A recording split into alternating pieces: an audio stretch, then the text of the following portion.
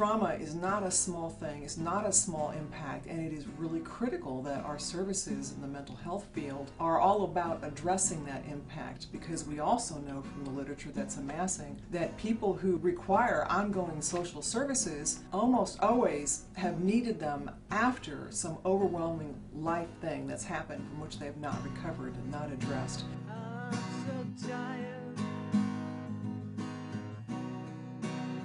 of it all, and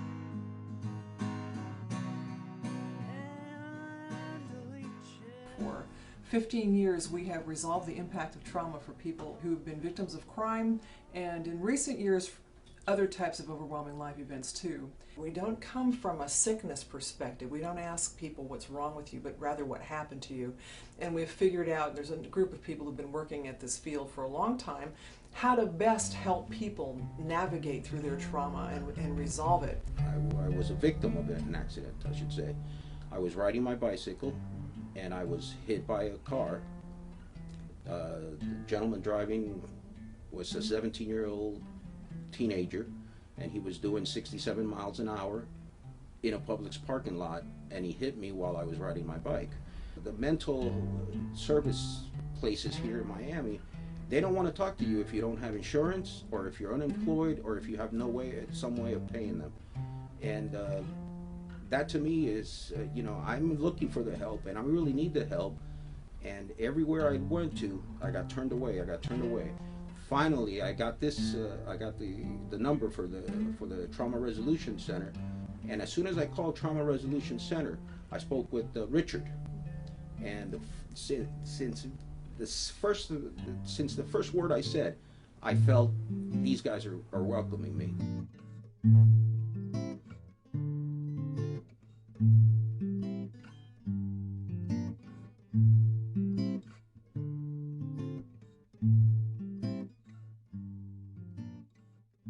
I was referred here 2 years ago upon my release from jail to get services that I would not receive at any other mental health center around the county. I went in expecting to resolve some issues from my past. I expected it to be like most other counseling where not much progress was made, but I figured I'd try it out anyway. And instead, they have a very good technique of getting to the root of your problems and just, resolving it within. They don't solve anything for you, but they show you so you can resolve it yourself. So I came in because of childhood abuse. I guess I was really young, and it's something that I had never dealt with until I started to get into relationships now, and it started to come up. I had been going for a very long time to, a traditional therapist where you sit down and you sort of just talk about things, and it almost felt like I kept running in circles and avoiding what the real deepness of it.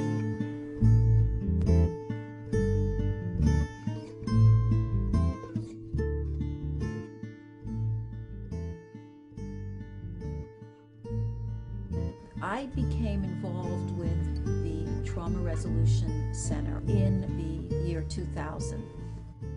We understood that a lot of the women that were in drug court, and drug court in dependency court is primarily composed of women, we realized that a lot of these women had unresolved trauma. Many of these women have been on the streets, and a large number of them suffered severe trauma in their homes growing up.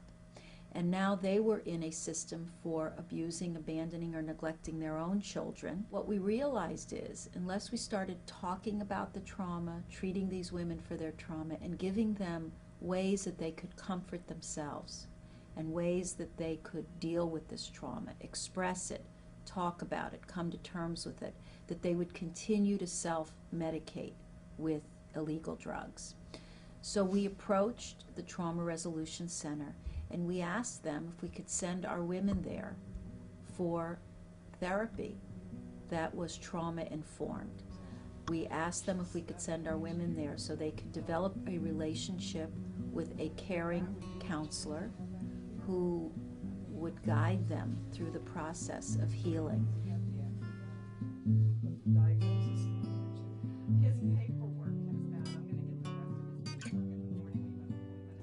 when you have gone through situations that are traumatizing, I think you can think of it in a sense as the rhythm of life being altered for you.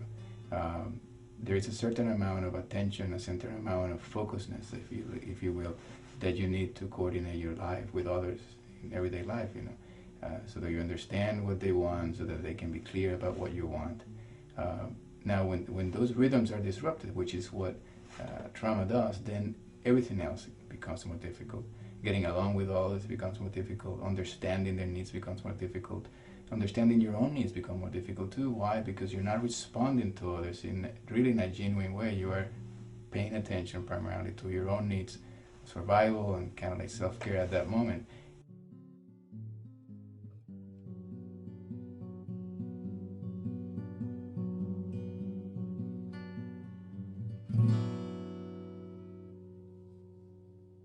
So we lead a client through the TIR, Traumatic Incident Reduction. We lead them through maybe one traumatic event that happened to them, and we use this technique to relieve them of the trauma of that event. And it involves going back and remembering what happened. We have a very specific set of questions that we ask. They remember what happened, they view it in their mind's eye, they kind of close their eyes and they see it, and then they tell us what happened verbally. And then we have them repeat that however many times we need to, usually from, I'd say, 6 to 15 times. It just, everyone is unique. Each session is unique. But they find a lot of relief, a lot of insight comes up. They let go of those memories that have been stuck or avoided. The things they don't want to think about, we go directly for it, they talk about it, and they get a ton of relief by the end of the session. The active ingredient in traumatic incident reduction in working with traumatized people is exposure. Exposure is getting gently as possible and as respectfully as possible to enable the traumatized person to remember what happened to them and enable them to talk about it, and in the process be able to address some fundamental questions of what happened to me and why did it happen to me and why did I act the way I did during that time and why have I acted the way I have since that time and what if it happens again? Will I be able to cope? Those kinds of issues and questions play on the minds of traumatized people.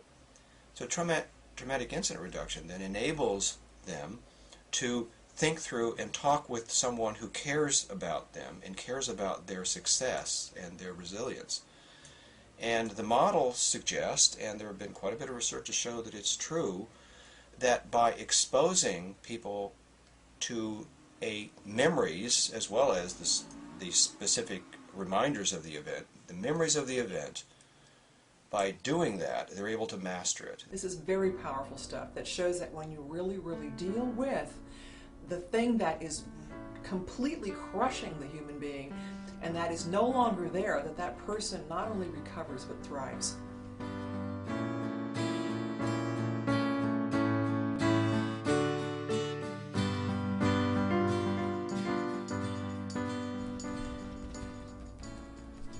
Sometimes people have done the work, the mental work, but still the physical body needs some help in readjusting even after unloading the sort of the mental template of what happened to them. The goal is for you to feel the energy moving.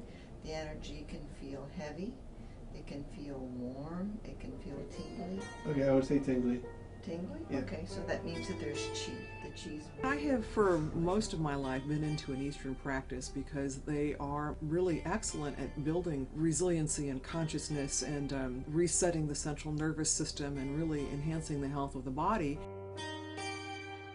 And now we have an ongoing yoga class, which is wonderful, and then we have opportunities for our clients to learn breath work, which is very powerful, and again, calming the body down and bringing people's arousal down.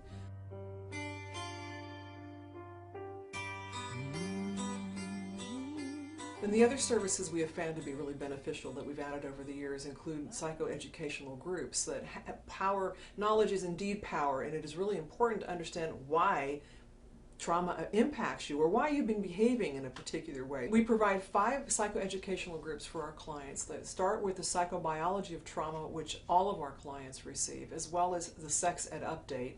And then our domestic violence victims also receive the basics of domestic violence, the impact of domestic violence on kids, and trauma bonding, why anybody can bond to an abuser.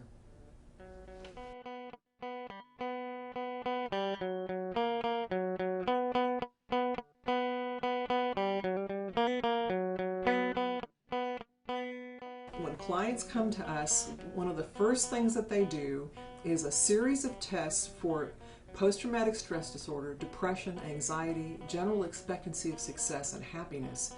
It's really important to get a picture of where somebody's at and how they're doing, so that at the end of treatment, you can take another look to see if they've improved. I also knew that since we were doing something that is not medical model, not mainstream, this is definitely a new thing in terms of the mental health field that we offer people, it was really important that we show that what we do is effective.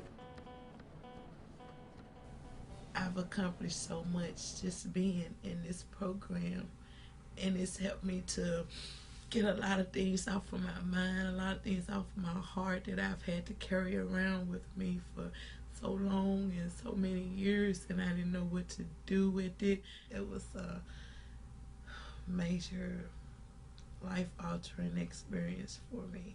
But more than anything else is the treatment that I'm getting from the sessions that I'm having with my therapist, Melissa Sorenkin. And the way the therapies are going and the way that our conversations and our sessions have been, I have learned how to control my symptoms, especially my mental symptoms, because I suffered a severe head injury. I am very grateful. I've come a long way in a short period of time, but it's the way they do it, and I feel that I am looking to my future with a totally different view, and I'm very grateful for that. The relationship with my wife is much better since we both actually attended this counseling, and we are able to stop fighting each other on issues that we had from the past that didn't even have to deal with each other. And there were things that happened 15, 25 years ago when we were children that would make the rest of our relationships and our lives awkward. Coming here, I've found that my body feels less negativity. There's a general heaviness that I was carrying with me, and after my 2 sessions with Melissa, I felt like so much lighter, and I can just think more clearly.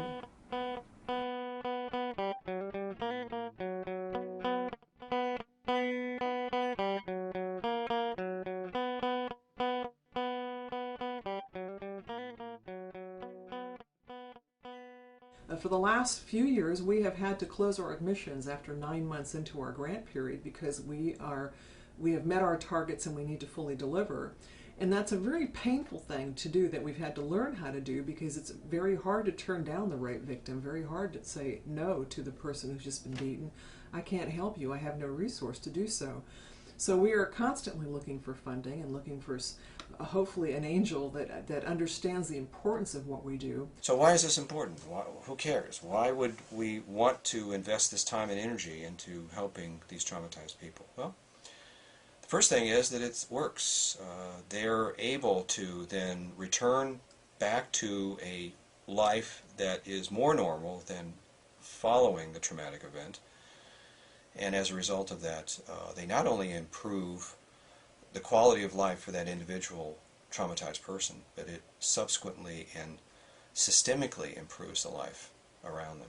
Many women, when they first go, don't see the connection between their addiction, their mental health problems, their trauma, and being able to be a safe, nurturing parent to their children. So sometimes there's resistance, but once they go, I've never heard anything negative. Everything has been very, very positive. And as I said, and I mean this sincerely, many of the women will say that this is the most crucial part of their treatment. It's the thing that really helped them make a breakthrough. We've sent hundreds of women to the Trauma Resolution Center over the years. I can't even estimate. Ideally, in the future, we become almost more of a training unit where we would train people who come from other countries and other states so that they can go back to their countries and go back to their cities and open up a trauma resolution center so that people all over the world can really experience a complete resolution of the things that were causing them pain and misery.